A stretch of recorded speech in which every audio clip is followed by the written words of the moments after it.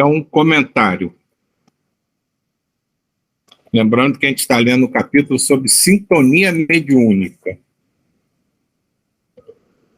O instrutor propõe um alerta especial aos médiuns, sugerindo-lhes a urgência de se valorizar o ser sobre o ter, de se concretizar as realizações espirituais realmente úteis, a tranquilidade consciencial e, assim, dedicar menos importância às iniciativas mundanas vinculadas a exigências do ego. Os equívocos, viciações e desmandos que se repetem a cada reencarnação permanecem arquivados nos refolhos da memória ancestral e se constituem verdadeiros entraves ao pensamento equilibrado e aos desejos cultivados em bases harmônicas. Ora, tais entraves dificultam ao sensitivo o manejo adequado dos próprios conflitos mentais. Dessa forma, o que se pretende é o discernimento correto daquilo que realmente se mostra necessário. Há que se buscar a sintonia desejável com a verdade, aquela que repousa na qualidade do reflexo divino em nosso âmago. E esse objetivo pode ser alcançado mediante a prece sentida e os momentos de tranquilidade interior, favorecendo a comunhão com o Altíssimo. Aqui só rapidamente, né, esse início, né, dos comentários dele, né, exaltam a importância do que a gente fala frequentemente na reforma íntima, né, a atenção a si mesmo, né, a buscar dentro da gente o que a gente já construiu, o que a gente precisa construir, né, e o grande sustentáculo que a gente tem para realizar isso, ele coloca aqui com muita clareza para todos nós, né, é a prece verdadeira, a prece sentida, aquela prece que faz com que a gente se una realmente à espiritualidade, aos princípios que regem o universo em nome do amor, do bem, né? Então, esse início, para mim, é muito significativo, né? Porque ele coloca dois pilares importantíssimos do meu ponto de vista, né? Que é você buscar a sua melhoria, a sua conscientização da sua participação em todo esse trabalho do universo e estar sempre buscando se ligar o mais intimamente possível com toda essa espiritualidade que rege essa grande orquestra da qual nós somos instrumentos.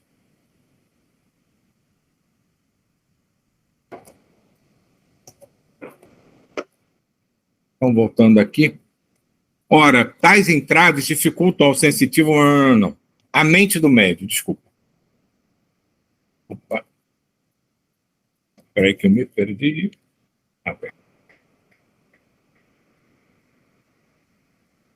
A mente do médium ostensivo vibra e se expande em dois sentidos, o externo e o interno, fenômeno que lhe permite tanto intercambiar ideias com os espíritos, quanto contatar os múltiplos estratos vibratórios do seu próprio campo mental, e, por conseguinte, tangenciar os vértices do agregado. Daí, muitas pessoas dizerem que todo médium é, primeiro de tudo, médium de si mesmo, né? Aglomerado. Aglomerado. Essa estrutura, conforme a descreveu o mentor atual, na qualidade de vereda energética, atraindo para a consciência de superfície o conteúdo mental ali registrado, bem como as aspirações e os desejos. A sabedoria da criatura consiste em retificar anseios e propósitos íntimos na atual experiência carnal, mediante o conhecimento de causa e o bom uso do livre-arbítrio. O que deve ficar claro neste capítulo é que o cultivo da mediunidade ostensiva, além de permitir ao sensitivo o intercâmbio mental com os desencarnados, faculta-lhe também a imersão oportuna em seu inconsciente, maneira pela qual ele identifica equívocos e apegos ainda remanescentes, condições propiciatórias ao esforço de renovação íntima e de conquista perene dos bens espirituais. Eu pensei assim que essa conexão, né, com toda a espiritualidade, com tudo isso que você falou da prece, quanto mais você se conecta, mais surge também o que você deve fazer.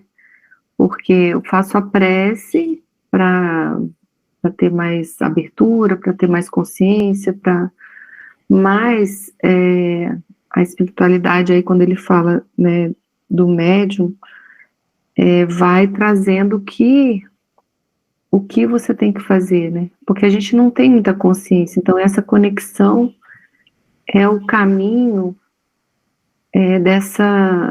desse abrir, né? Que mostra por onde você tem que seguir, né? Então, assim que eu estou percebendo aqui com essa leitura. Não sei se está... Não, é isso mesmo. Eu acho interessante, ele coloca a mediunidade, que a gente no início pensa sempre em mediunidade como uma coisa externa, né? A gente vai se comunicar com os que estão no mesmo espaço que a gente, mas que a gente não tem de fato contato, né? E ele coloca de uma maneira muito interessante, coloca a mediunidade como uma forma de comunicação interna, quer dizer, como, na verdade, um instrumento de reforma íntima, a mediunidade, que você vai buscar as tuas memórias, você vai se comunicar com um espírito, na verdade, que não é um espírito diferente de você, é o seu próprio espírito num momento passado até. Então, essa colocação da mediunidade sobre esse aspecto, sobre esse ponto de vista, eu acho, assim, fantástica. E Silvio, nossa, isso eu também acho muito legal. Foi um dos pontos que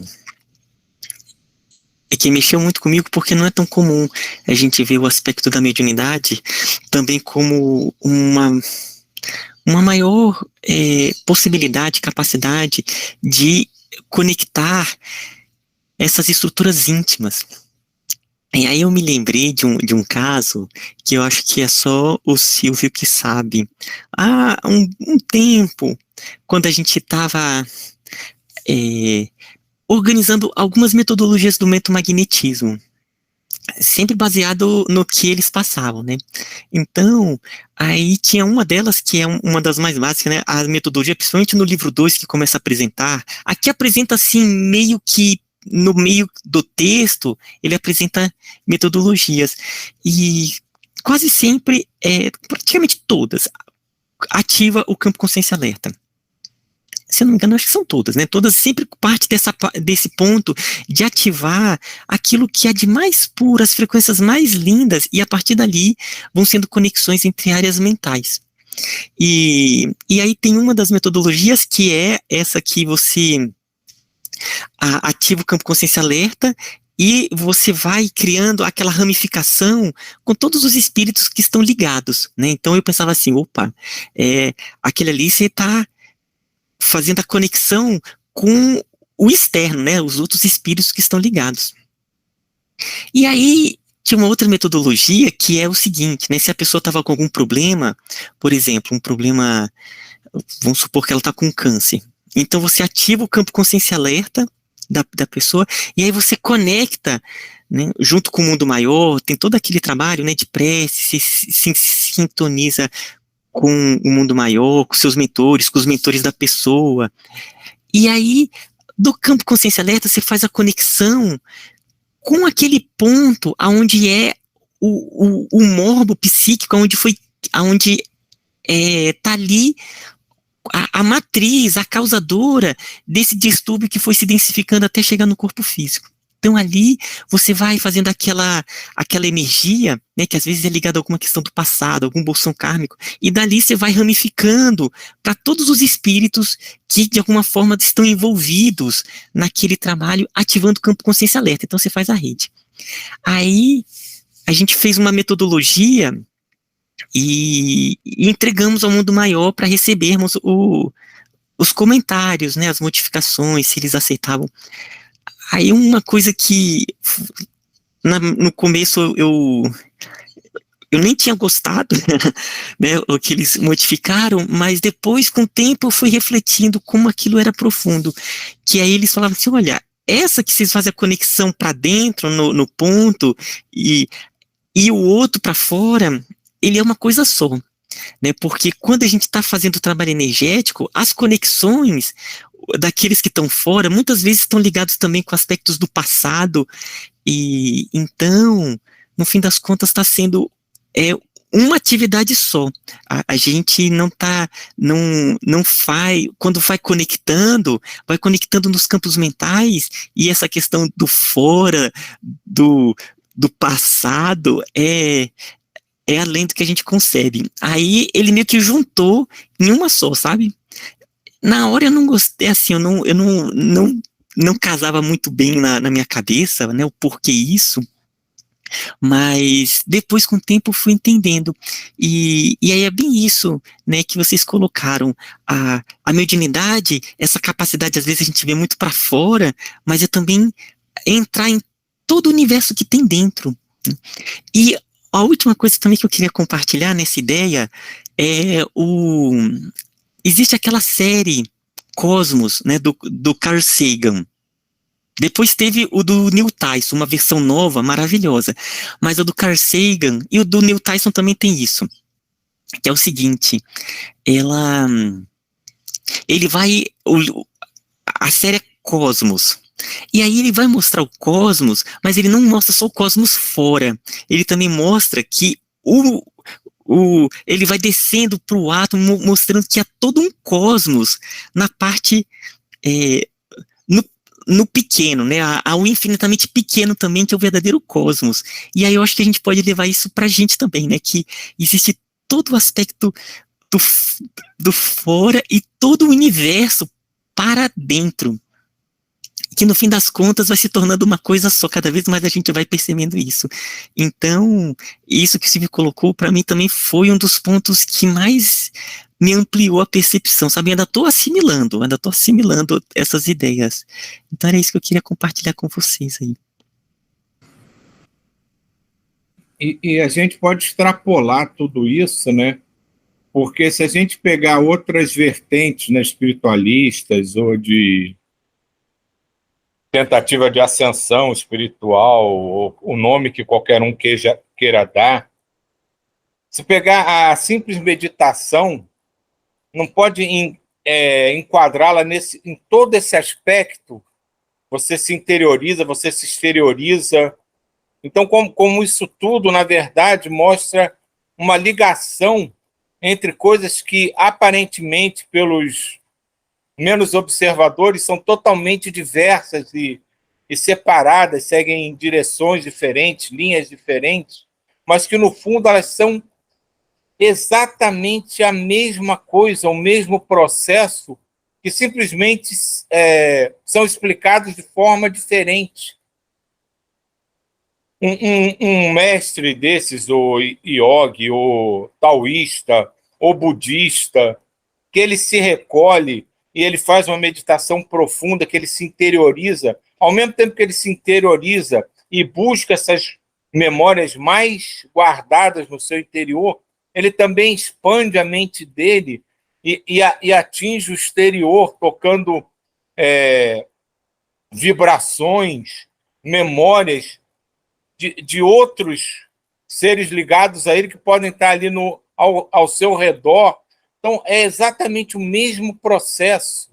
E como tudo se integra, como tudo é de uma semelhança assim espantosa, e a gente, a maioria das vezes, não percebe. Verdade. Bom, então vamos ver a última frase aí. condição propiciatória ao esforço de renovação íntima e de conquista perene dos bens espirituais. Novamente entramos na renovação íntima e a gente sabe do princípio da correspondência, né? Que está dentro está fora, como está fora está dentro. Quando a gente faz a reforma íntima, se a gente melhora, eu vou contar uma historinha rápida do que eu já falei, vou repetir, né?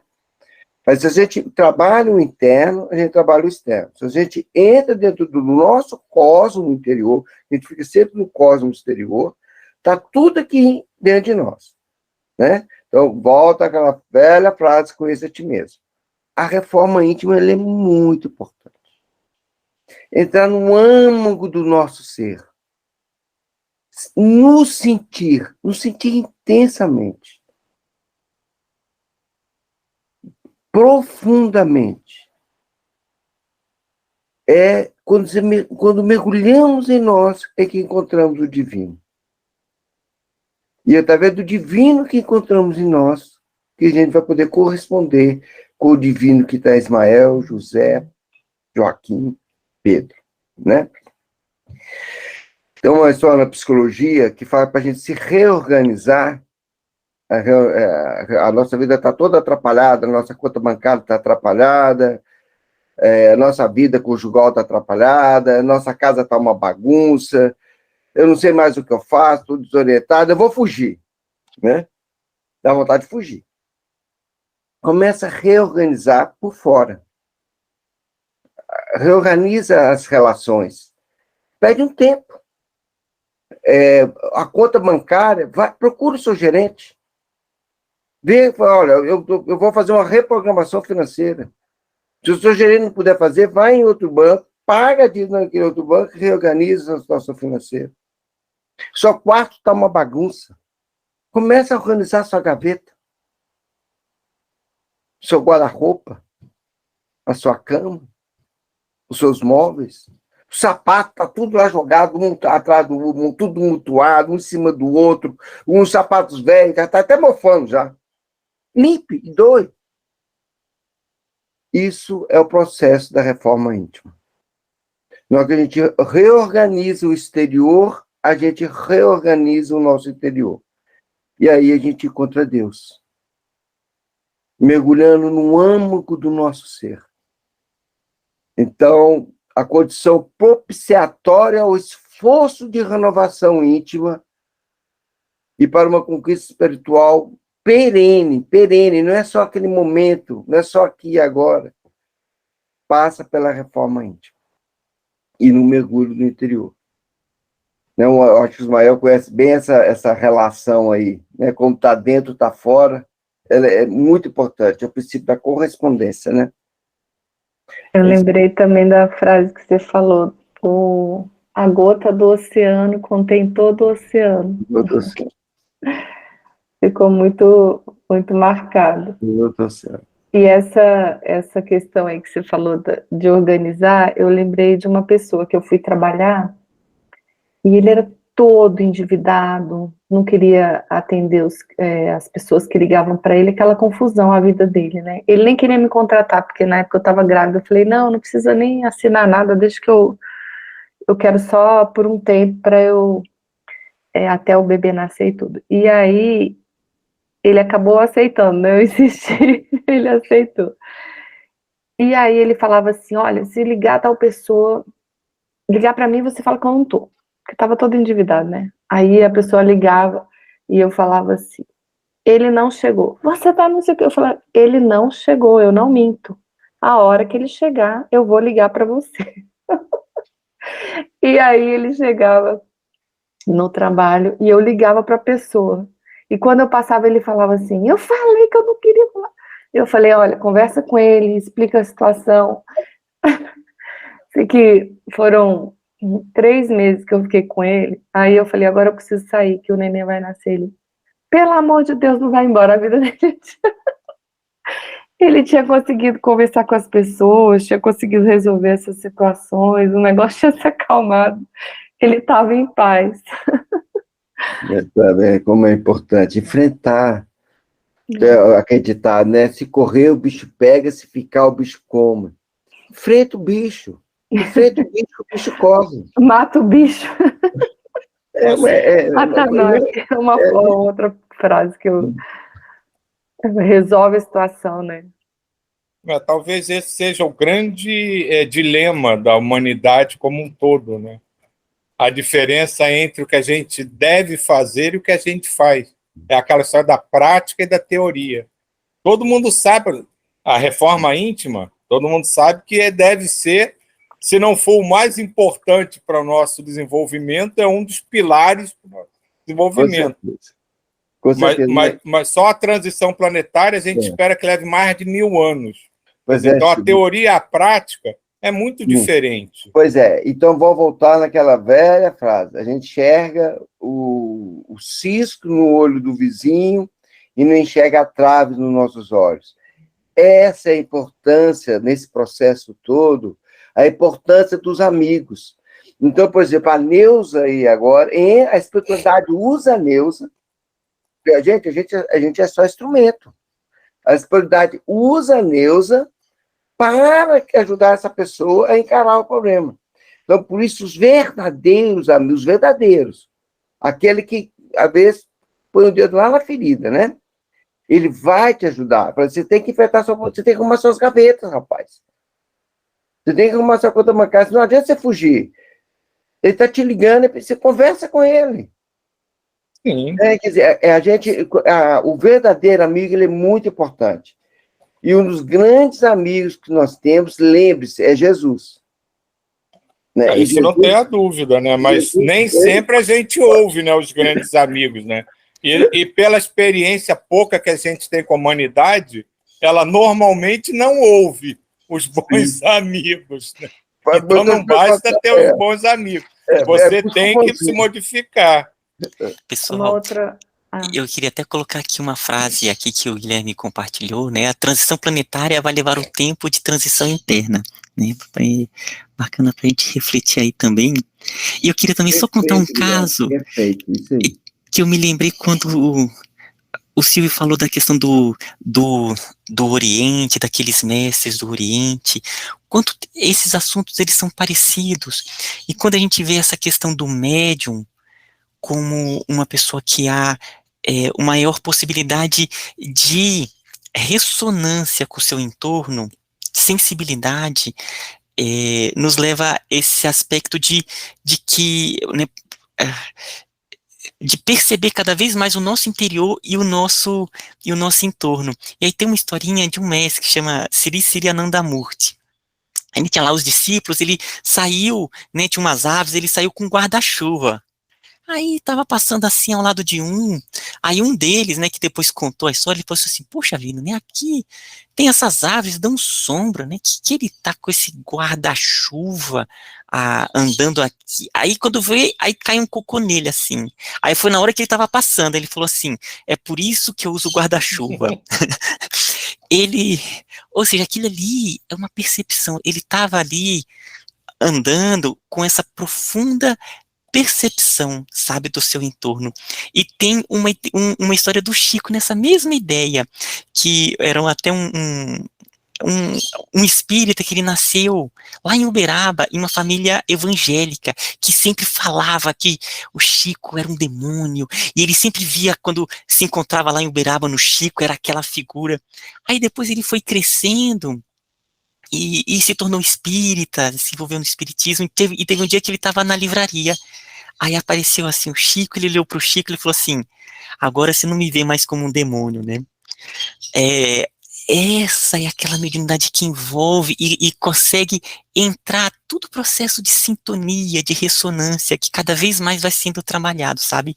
Então, o mentomagnetismo é muito isso, é muita conexão, sensibilidade, percepção do momento, e que eu acho que fecha bem, né, esse capítulo que trabalhou bastante esse aspecto.